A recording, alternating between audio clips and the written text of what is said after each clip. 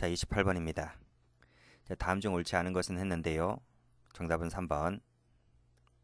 1번입니다. 음란이라는 개념은 규범적 구성요건 요소죠. 그래서 음란이라는 개념을 불명확하다고 볼 수는 없다. 음란은 그냥 음란이란 말로 한정해서만 쓰이지 뭐 다른 의미로 쓰이는 거 있습니까? 없죠. 그래서 음란이란 말은 불명확한 것이 아니지만 반대로 저속이라는 것은 좀 다르죠. 저속은 다방면으로 쓰일 수가 있기 때문에 적어드릴까요? 저속이라는 개념은 음란과는 좀 달라요. 이것은 다의적, 여러 가지 의미로 쓰일 수가 있기 때문에 불명확하다 라고 판례가 봤습니다. 자, 2번 도박 기타입니다. 기타라는 말 앞에 수식어가 열거되어 있는 말이 도박 하나밖에 없죠. 그러면 이 앞에 열거되는 말이 많을수록 이 기타라는 말의 의미가 좀 보다 구체화될 수 있는 것인데, 기타라는 말 앞에 도박이라는 단어 하나밖에 없기 때문에 이게 참 애매모호하다 이런 말입니다. 그래서 이것은 명확사 원칙에 위반된다 라고 봤어요. 3번 이해관계인이란 말 나오죠. 건설공사 수주 따는 거, 시공하는 거, 이때 발주자, 수급인, 하수급인, 이해관계인 이런 말 나오는데 요 이해관계인이란 말이 좀 애매모호하다 라고 해서 이제 법정에 간 거예요. 판례가 뭐라 그래요? 요 이해관계인이란 말의 의미는 요 공사하는 사람들, 건설공사하는 사람들이라고 한다면 이게 누군지 안다는 거예요. 우리 같은 사람들은 모르지만, 그래서 요 이 관련된 법조문은 우리 같은 사람들은 뭐 알 필요 없잖아요. 요 건설 관련 업자들만 알면 되는 거지. 그래서 이렇게만 써줘도 이 업자들은 이 사람들이 누군지를 아니까요. 이런 개념은 명확사 원칙에 위배되지 않는다 이렇게 봤습니다. 불안감이라는 단어 우리 앞에서 배웠는데 조마조마한 느낌 이렇게 정의 내린다 했죠. 명확사 원칙에 위반되지 않습니다. 29번 적절한 것은 정답은 4번입니다. 1번입니다.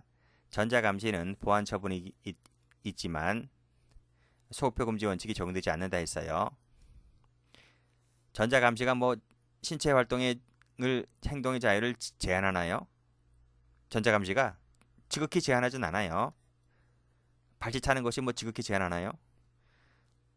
뭐 슈퍼 갈 수 있고 뭐 동네 뭐 산책할 수도 있고 하는 거잖아요. 그러니까 어디를 가지 말아라 뭐 이런 것뿐이지 뭐 유흥장이라든지 뭐 이런데 도박장이라든지 이런 데 가지 말라고 하는 거지 뭐 웬만한 건 일반인과 같이 할 수 있기 때문에 지극히 제한을 하진 않습니다. 그러니까 여기도 틀렸고 여기도 틀린 거예요. 소급표 금지는 행위자에게 유리한 것은 소급해도 됩니다. 유리한 소급표는 인정된다는 것이 학설이죠. 틀렸습니다. 공소시효가 이미 완성됐대요. 이걸 진정소비법이라 하는 것인데 그 공소시효를 연장할 때 이걸 진정소비법이라 하는 것인데 이건 예외 없이 이 원칙이 적용된다. 예외가 없진 않아요. 예외가 있어요. 그래서 어떨 때, 이럴 때 진정은 원래 허용되지 않는 것이 원칙인데 끊고 요럴 때는 예외적으로 허용된다고 되어 있습니다. 요럴 때가 어떤지는 요 보시면 나와 있어요. 뭐 잔뜩 뭐 적어놨는데 어떨 때다 이렇게 보시면 됩니다. 공익이 사익보다 클 때 예외적 허용된다 이런 얘기입니다. 자, 4번 판례 변경 말씀드렸죠. 이것은 소급표 금지가 적용되지 않습니다. 그래서 형벌 조항에 근거하여 처벌한다 하더라도 이 원칙에 반하지 않는다 맞습니다.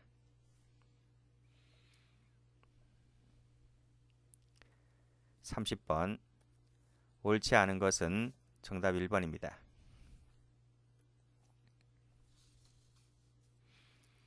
자, 게임 산업 진흥에 관한 법률 여기에서 경품 등의 제공을 통한 사행성 조장을 원칙적 금지하고 있죠.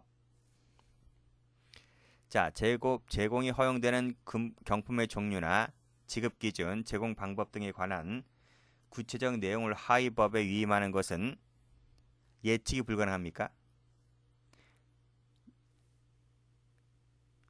여기 허용되는 종류, 지급기준 제공 방법에 관한 내용을 하위법에 위임하는 것이 예측이 불가능해?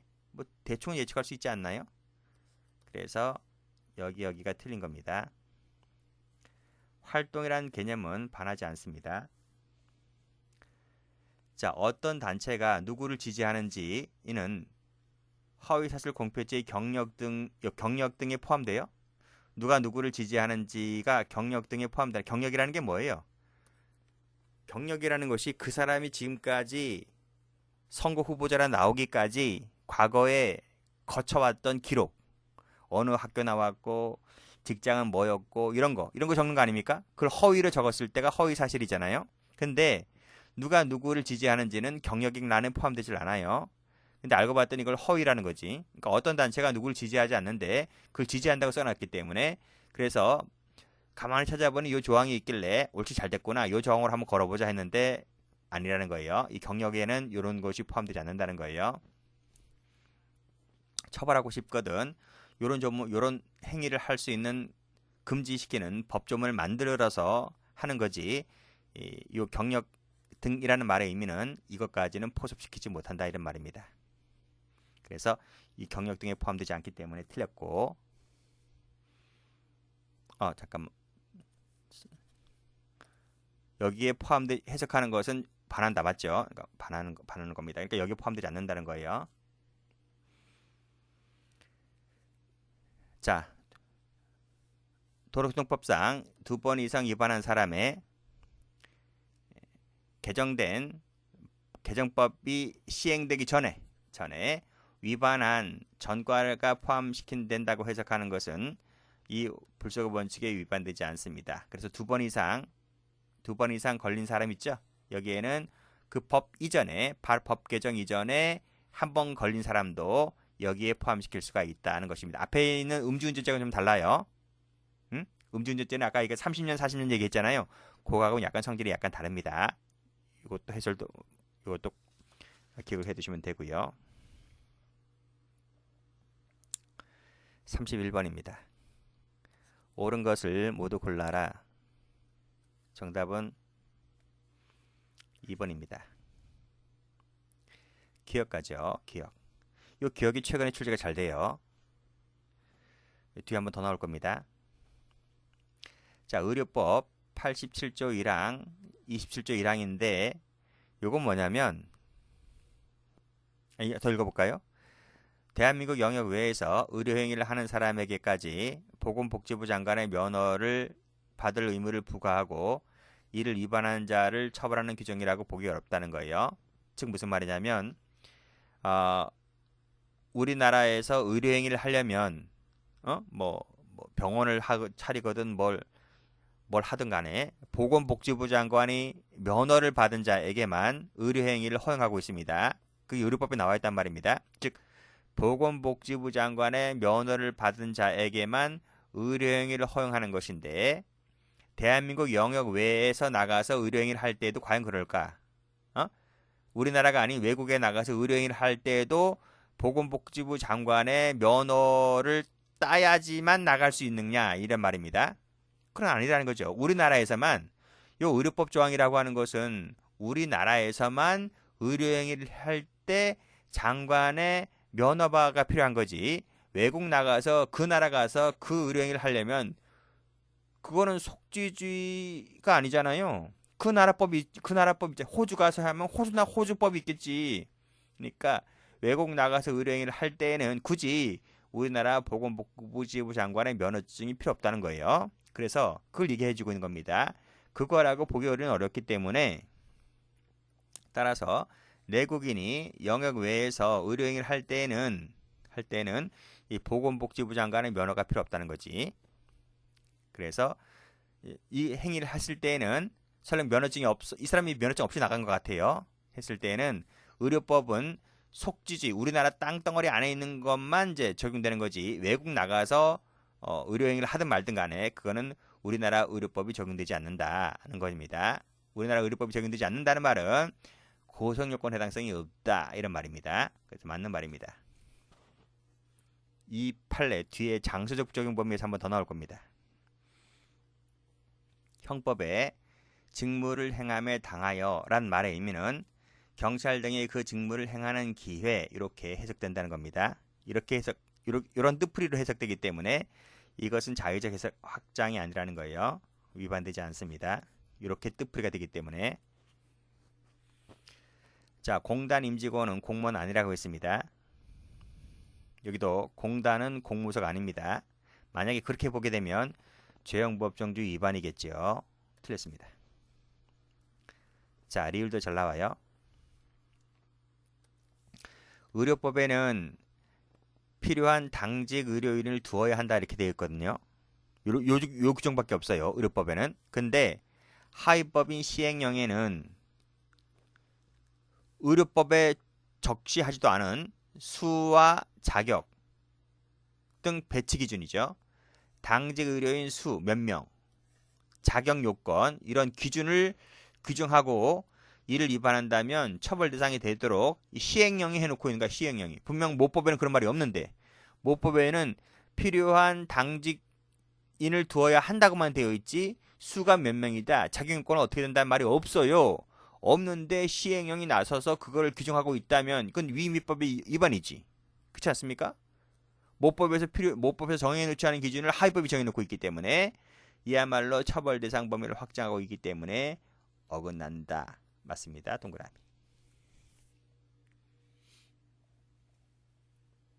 32번 옳지 않은 것을 모두 골라라. 정답 2번입니다. 자, 결혼정보업자 앞에서 설명드렸죠. 제공 시기를 만남 이전으로 정한 것은 한계를 벗어난 것이 아닙니다. 그래서 반하지도 않습니다. 자, 대통령 기록물은 원본만 된다 했습니다. 사본이나 출력물은 포함되지 않아요. 만약 이것까지 포함시켜버리면 원칙에 반합니다. 동그라미. 자, 여기 보시게 되면 여기 전자장치를 이용해 흡입할 수 있는 니코틴 용액을 만든 것은 담배 제조 행위라고 보는 것은 유치해석 금지 원칙에 위반됩니까? 이것도 담배 제조 행위라고 보는 거예요. 전자로 피우는 담배가 있는가 봐요. 전자담배. 이것도 담배 제조 행위라고 보는 것은 반하지 않습니다. 그러니까 제조로 볼 수 있다는 거예요. 자, 그런 내용이고. 자, 리을번. 자, 감경할 때에 요 장단기를 모두 깎아준다 그랬죠? 모두 깎아줘야 되는 것인데 어느 하나만을 깎는 것은 위반이다. 맞죠? 동그라미. 어선법 시행 규칙에서 어선검사 증서에 기재할 사항을 구체적으로 규정하면서 총 톤수를 포함시킨 것은 위임법 한계를 벗어나기는 보기 어렵다. 이렇게 보았습니다. 그냥 암기하시면 됩니다. 동그라미. 근데 시험 2번 나왔어요. 역대. 그래서 이런 판례도 있구나. 이렇게 그냥 암기하시면 되겠고. 자, 33번입니다.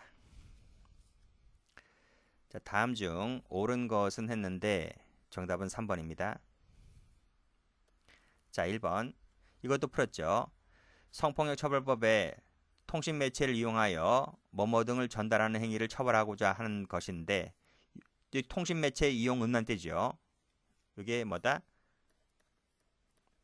통신 매체 이용 음란죄.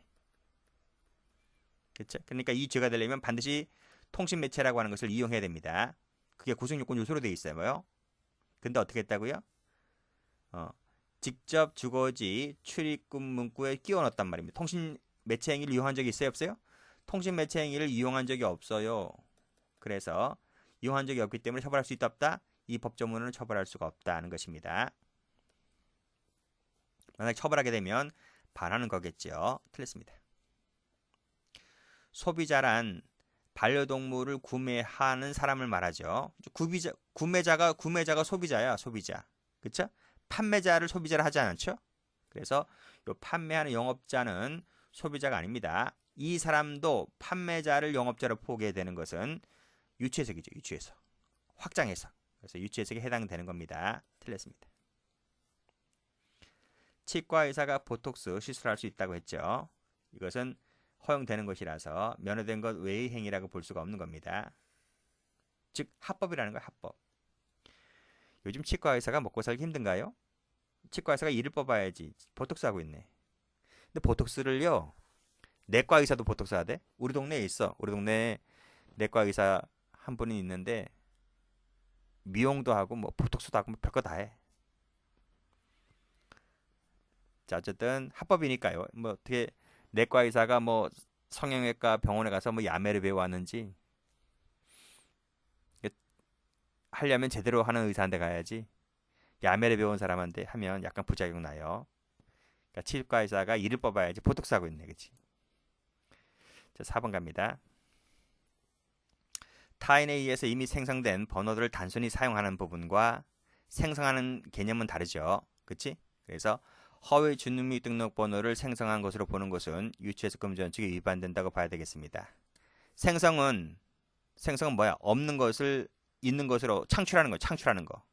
근데 사용은 기존에 있던 것을 그냥 쓰는 것뿐이야. 그래서 사용이란 말과 생성이란 말은 다르기 때문에 엄연히 다르기 때문에 이 양자를 동일 개념으로 보게 되는 것은 확장 해석이다는 것입니다. 자, 34번.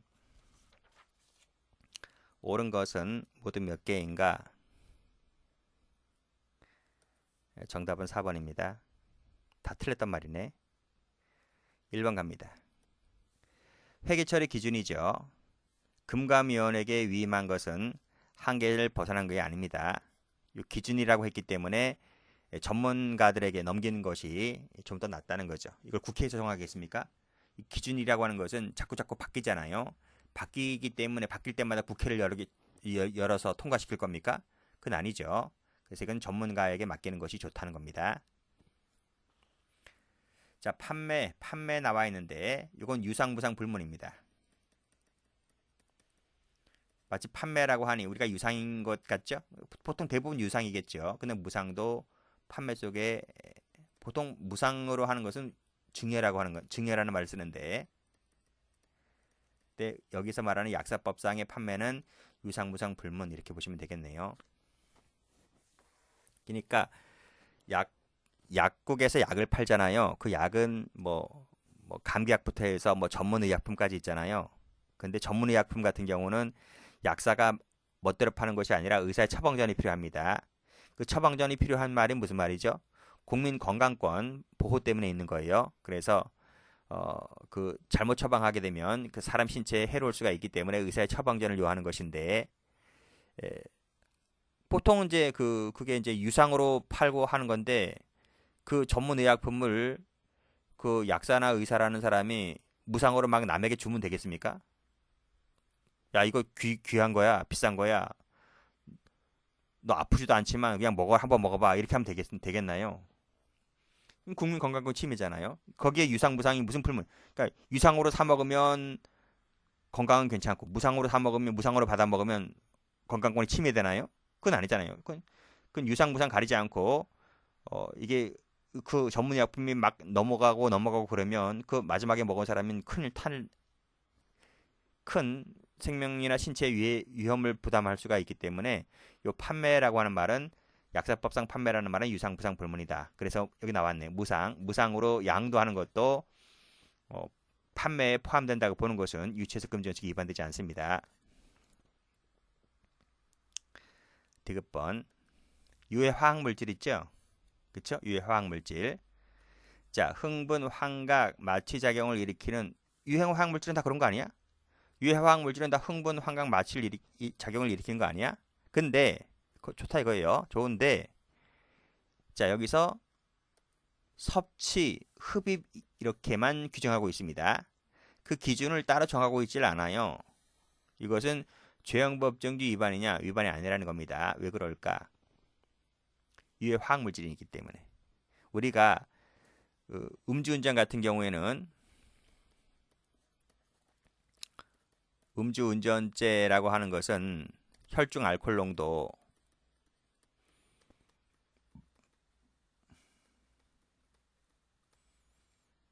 0.03% 이상일 때 음주운전죄가 되는 거잖아요. 그러니까 알코올 같은 경우는 수치를 규정해 놓고 있잖아요. 몇 퍼센트가 나와야지 음주운전죄라 이렇게 나와 있잖아요.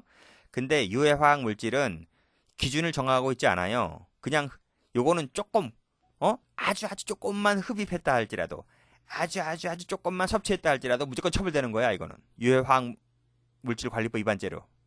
알코올하고 틀립니다. 이건 뭐 0.03% 이상 마실 때 유해 화학 물질 그런 거 아니에요.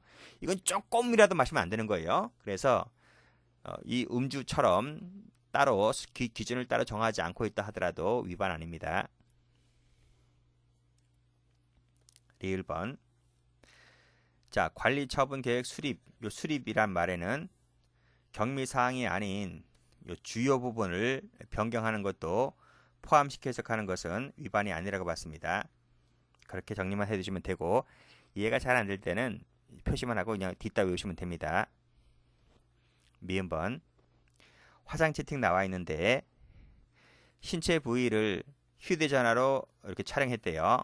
남자놈이 여자의 유방, 가슴을, 음부 등을 휴대폰으로 찍었나 봐요. 찍었는데 요것이 처벌될 수 있을까? 무슨 거로? 성폭력 처벌법상에 다른 사람의 신체를 촬영했다고 해서 요 신체 촬영했다는 요것을 충족하기 때문에 처벌할 수 있을까의 문제인데 처벌할 수 없다는 거죠. 요 신체는 신체 그 자체를 직접 찍어야 됩니다. 뭐 지하철이나 공공장소나 뭐 그치?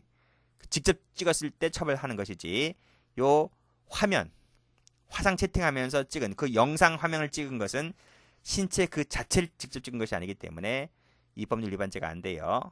그래서 이걸 처벌하게 되면 죄형법정지 위반이다 하는 것입니다. X. 이걸 처벌하려면 처벌법 규정 개정해서 이거 처벌할 수 있게끔 해야 되는데 지금은 그 규정이 마련되어 있을 거예요. 자, B번. 중개사무소 개설 등록을 하지 아니하고 거래를 중개하면서 수수료를 약속만 했지 현실적으로 수령은 못했어요. 자, 그랬을 때 처벌 대상이 될 수 있을까? 안 됩니다. 이 중개업법에는 취득만 처벌하고 있어요. 요구 약속은 처벌 조항이 없습니다. 그래서 지금 중개사무소 등록도 하지 아니한 자가 중개하면서 취득했을 때 현금을 실질적으로 취득했을 때만 처벌됩니다. 약속만 갖고서는 처벌 조항이 없다는 거예요. 이걸 처벌하게 되면 유추해석이다는 겁니다. 해설 나와 있나요? 나와 있죠. 여기 보시면 중개업법에 중개업이란 보수를 받고 즉 취득을 말하는 거예요. 취득을 했을 때 처벌 조항이 되는 거예요. 근데 여기 보시면 약속, 요구만 갖고서는 중개업이 아니라는 거죠. 취득이 아니기 때문에 만약 이것까지 처벌하면 유추해석이다는 겁니다. 우리가 뇌물죄 같은 경우는 요구 약속도 다 처벌하죠. 뇌물죄는 그래요. 근데 배임수재죄는 취득밖에 없을 거예요. 그래서 우리 법조문 자체가 취득만 처벌하고 있느냐 요구 약속만 처벌하고 있는가에 따라서 이 뜻풀이가 달라지는 겁니다. 그런데 중개업법에는 취득밖에 없다. 그래서 이런 것까지 정리해 두시면 되겠습니다.